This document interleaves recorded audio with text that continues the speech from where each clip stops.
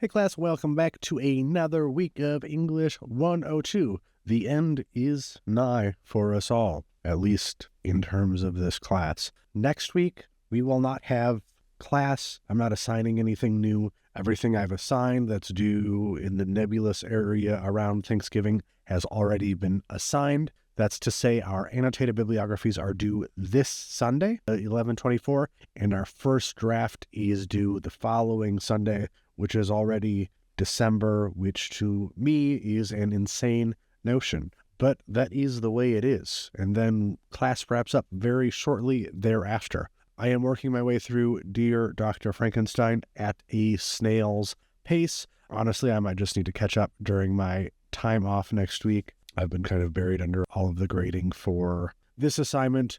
And then, as I said, the end is nigh. So if you are behind, just focus on getting this final assignment done. It is worth so many points, and it is the most important assignment of this class. So we need to focus on it. So at this point, if you're missing a bunch of assignments, focusing on this final assignment is going to be your best way to get through the class if you're just trying to find a way to get through with like a passing grade or something.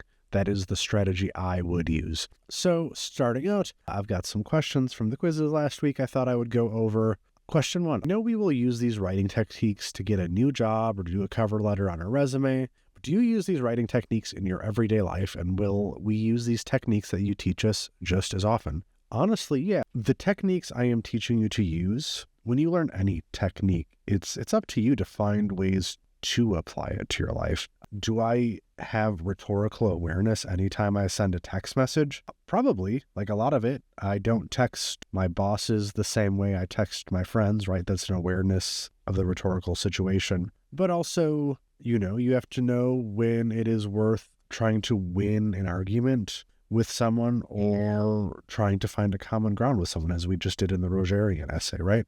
Understanding more so than like even writing. To me, writing is just the shape of our thoughts. By getting better at writing, we get better at thinking. By getting better at reading, we get better at understanding. These are skills that you will find ways to apply in your own life, right? Sure, you can have a lot of fun digging in and reading between the lines, going forward, reading new texts, right? But there's also a lot of similar skills that will take place when you are trying to understand the complexities of a situation, right? Like an interpersonal situation. The skills required to understand a book aren't that different from trying to understand a person at all, right? Because a book is just someone's thoughts, right? So it's a thought exercise. So absolutely, every time I send a text message to a friend that might be touching on a difficult subject, I'm using some of these techniques. Every time I want to learn how to do something new, I'm using research skills, even if it's just finding the right thing to look up on YouTube. Most of the stuff I've learned how to do in terms of like video production, music, etc., I've taught myself. And really, that's the spirit of what I'm trying to teach you, is that there's this term in the music scene, and it comes from punk rock, called DIY, this DIY ethos. Do it yourself. I'm trying to give you the tools that I've used in my own life for you to do whatever you want yourself. For me, reading and writing are the skills I've used most to get myself ahead in life. When I want to book a tour for my band, that is a lot of rhetorical writing. It's a lot of research, right? I have to research 5 to 10 venues in 20 plus cities, right? And I have to send emails to all of those people. Those are all skills I use and I teach in this class. So they're all things I use on a day-to-day basis. Next question. How should we approach a book like Frankenstein or Annihilation from a new perspective? And I'm going to put these in italics because our overlords in the MLA say that book titles, and I'll touch more on this in a second, foreshadowing a little bit of this lecture, say that book titles should be italicized. How should we approach a book like Frankenstein or Annihilation from a new perspective? Any I come up with are just like the others I have read about, only slightly different. So a lot of teachers like to peddle this idea that relatively untrained undergraduate students are good at coming up with original ideas about literature. I don't think that's a realistic expectation. Originality is the product of a lifetime of hard work, of research, of ingenuity, and very few people on this planet are capable of truly creating something original. Listen to any genre of music, right? The vast majority of it is just a bunch of people ripping off other people who did have original ideas. I'm not saying that to be dismissive or dissuasive of you or to put you down or anything. It's just, I'm not concerned with you coming up with the most original idea. The most original thing you can do is show me what you are seeing, right? Because you are the new element in all of this. I've read all of these essays before. I've read a lot of essays about Frankenstein. So sometimes slightly different is different enough in the context of an English 101, 102 class, right? Y'all aren't upper level English majors. And, by the time if you were to become an English major, which some of you would be very good at, and I'd encourage you to pursue, and if you have questions about that, you can ask me. I'm not really looking for anything new perspective-wise other than your own honest perspective on whatever you're writing about. Originality is one of the biggest myths that has ever been peddled, and it's a very Western myth.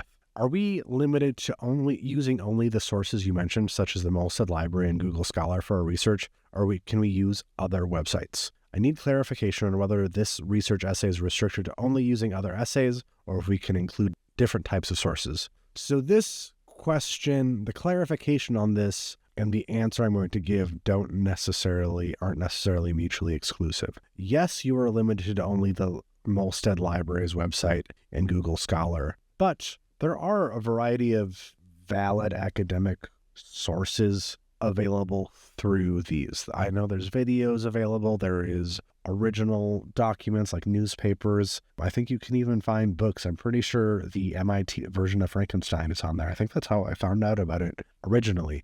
So you can include different types of sources, but I want you to shoot me an email first so I can clarify whether or not that is a useful track of thought. For instance, someone messaged me today. They're writing they're writing an essay about AI, and they wanted to interview ChatGPT. And that's a super creative idea, and I'm definitely interested in seeing how that author can include that.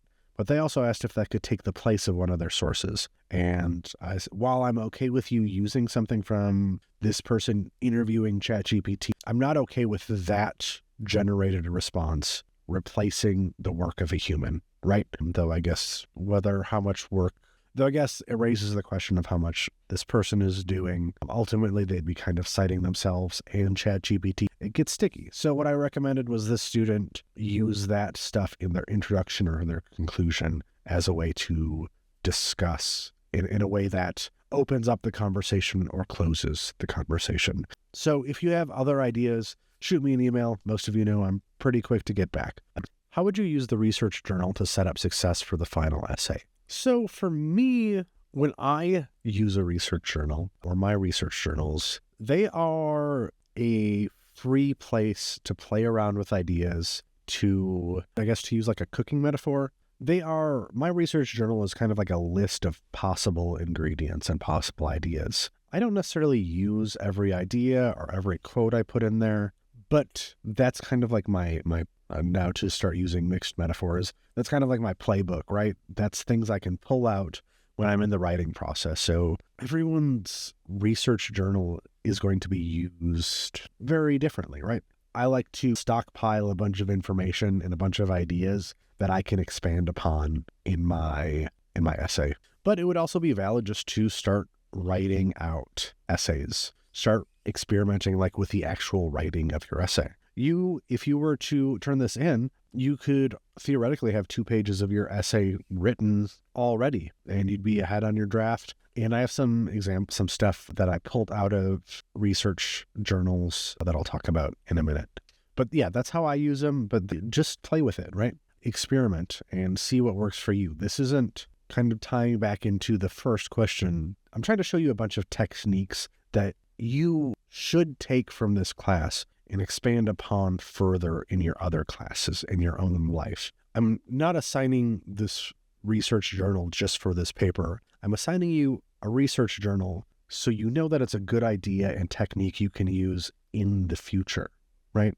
Everything you take in any class, right? You're paying so much for these classes. Anything you learn here in school is something you should be taking what works for you. In yoga, we talk about this idea of taking what serves you and leaving the rest, right? Take these techniques that I'm showing you and find ways to implement them in the rest of your life, right? I'm still returning to things that I learned in my undergrad and probably in high school, but those memories are a little hazier the farther I get away from them. Now that was half a lifetime away for me. Continually revisit these ideas, these techniques, and they will grow with you. Do you want resources within a specific date range? For nursing, they won't accept anything older than 10 years. Does this apply to us for this assignment? So this is a nuanced question. Hard and fast rule, no, because some students are going to be pulling more focused on like a literary approach to this. And there's a bunch of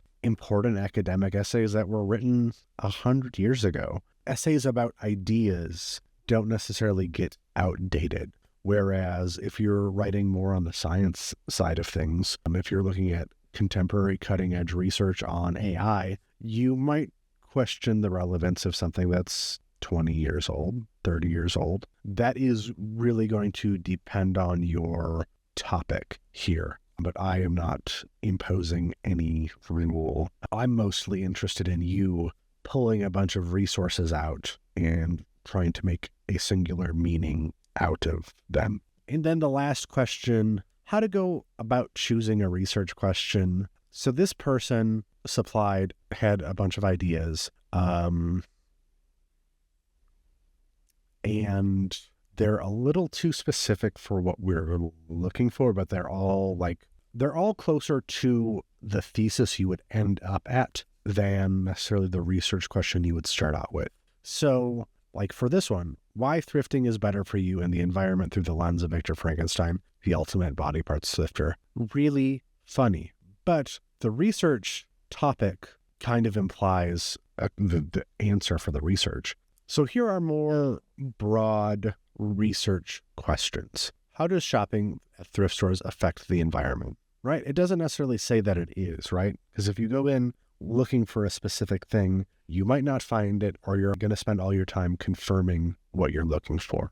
What are the mental health states of Victor Frankenstein, right? So my starting research questions for this would be, what are the many mental health states of Victor Frankenstein versus what are the signs of mental illness? What are the signs of narcissistic personality disorder? So that would be my top level research question. See, like we want to start a little broader, and our topic should guide us towards narrower and narrower points of view. I'm just going to skip this one, not because it's not important, but just because we're getting the point. Did Frankenstein inspire the idea of eugenics or donor transplants? So again, I would move this back a step.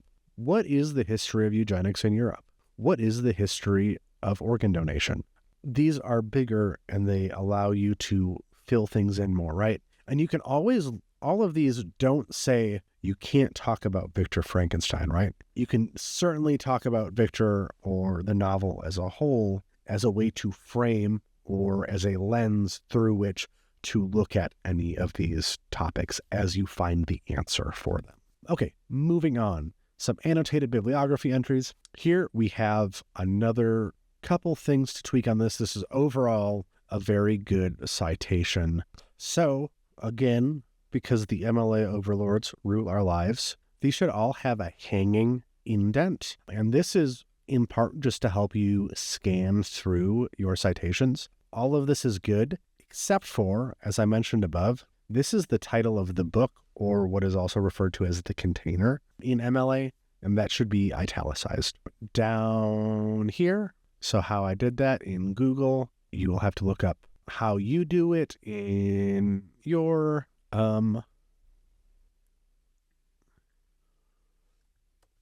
own document, but your citations should look something like this in both your annotated bibliography and your works cited page that you turn in. When you turn in your works cited pages, I don't want the annotations in your final essay, right? I only want to see your annotations in the annotated bibliography assignment. Take note of that because I'll know whether or not you took note of that when I see a bunch of annotations in your final essay. So some nuances things. This citation has the access November 15th, or this one doesn't. Technically, an online thing should have an accessed on, though like PDF journals aren't really going to be updated. That's more important for websites where information might be updated or things like that.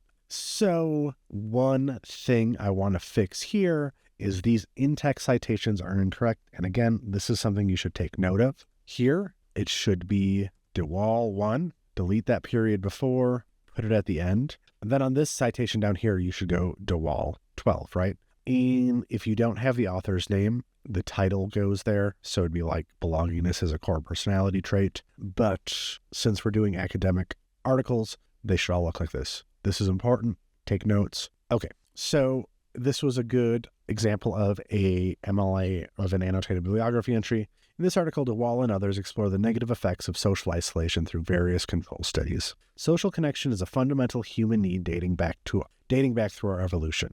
Connection created physical safety and the ability to procreate. Numerous studies found that social isolation, I'm not sure why these are capitalized, causes increased aggression toward others, and that self-regulatory behaviors were also inhibited due to a lack of positive reward for the behavior. The studies also found that the subjects who were socially isolated were motivated to behave in self-regulatory ways when it promised the acceptance of others, while those who were already socially accepted were likewise unmotivated. The need for social acceptance can also influence people to behave contradictory to their identity. One thing, we never want to drop quotes in. This is called a dropped quote. Or at least I call it that. I'm not sure if that's the actual name.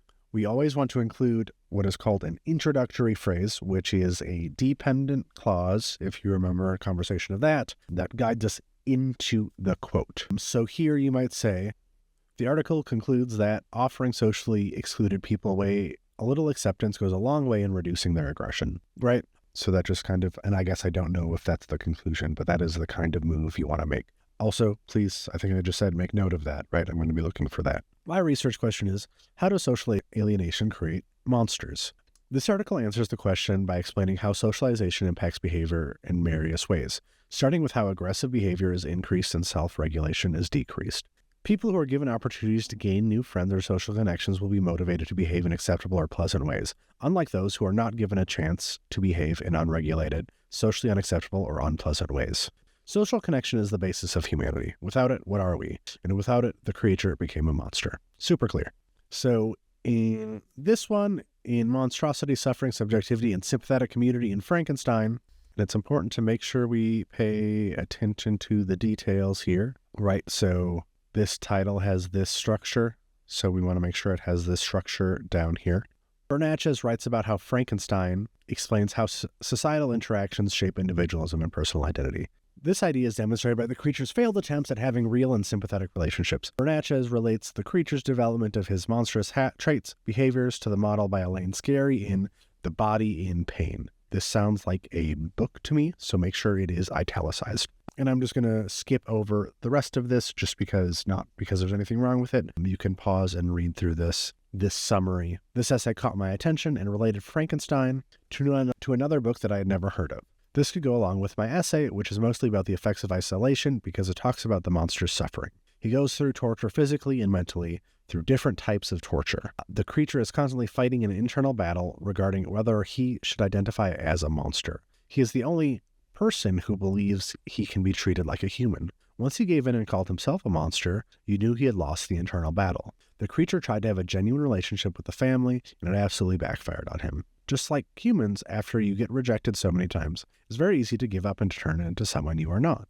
The creature had been desperately trying to prove Victor and society wrong, but in the end he failed. I think this essay will add greatly to my own essay. Really solid reflection, gives you a clear game plan of how this author is going to use this. Okay, so for these journals, I just pulled a couple things I wanted to talk about real quick. So reading the prompts for the research essay made my mind race. I have difficulty compiling my thoughts into an organized essay that makes sense to other people. My goal for this ending essay is to make it make sense. That is a valid goal. It should be relatively easy. My works cited page has always been a struggle. It should be relatively easy. My works cited page has always been a struggle because I can never find the best source for the points I'm trying to make. Another goal is to find sources I would like to stand out with me. I should use them to back up what I am trying to portray. So this entry is useful because it is thinking about past problems this author has encountered and already thinking about ways to fix them. I do want to make one point of clarification. My works cited page has always been a struggle because I can never find the best sources for the points I'm trying to make. The points you are making should come out of the research you are finding, right? I am trying to teach you how to not impose your own ideas on this research paper. What you think should be a byproduct of the research you are doing. Again, if you're always looking for sources that confirm your point of view, you aren't going to learn anything. And the whole point of this whole assignment is for you to learn. So that's an important point of clarification I really want to hammer in to all of y'all. Another student said, however, I decided not to approach this question because it's probably a popular question and it's also the content of this course. I just turned in my 2 annotated bibliographies, so I'm feeling good about those. I've only ever written 3 annotated bibliographies in my lifetime, so it's difficult, but I used Google to help, so it wasn't so scary. I'm looking forward to writing more about my topic. I like the open-endedness of this assignment, and it gives everyone in the class a chance to do something a little different. I know we are submitting our drafts in less than a month, so I can't wait to see what everyone comes up with.